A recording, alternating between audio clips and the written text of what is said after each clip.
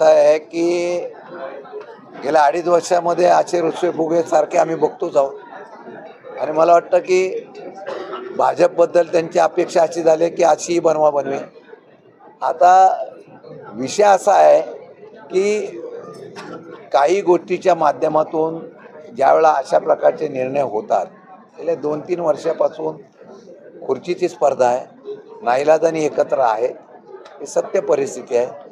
आणि भाजप आणि मुख्यमंत्र्यांनी पूर्ण पक्ष, पूर्ण सरकार हे त्यांच्या असलेल्या आधिपत्याखाली घेतलेलं आहे. त्यामुळे काही लोकांच्याकडे अधिकार आहेत का नाही, ही त्यांच्याच आता पदाधिकारी आणि कार्यकर्त्यामध्ये आणि लोकप्रतिनिधीमध्ये शंका यायला लागलेली आहे. आणि पक्ष वाढवण्याच्या दृष्टिकोनातून प्रत्येकजण प्रयत्न करत असताना आता महायुतीमध्ये पूर्वी असं ठरलं होतं की जे आमदार असतील त्या पक्षाचे तिथे कोणीही डिस्टर्ब करायचं नाही, निधीचा सुद्धा डिस्टर्ब करायचा नाही, त्यापैकी समन्वयक नेमले होते.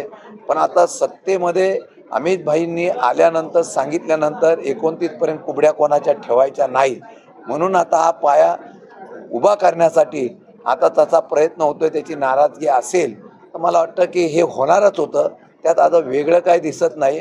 आणि असं काय झालं की लगेच तिथले मित्रपक्ष दिल्लीला जाऊन अमित शहांना भेटतात आणि मग काहीतरी मार्ग काढण्याचा प्रयत्न करतायत.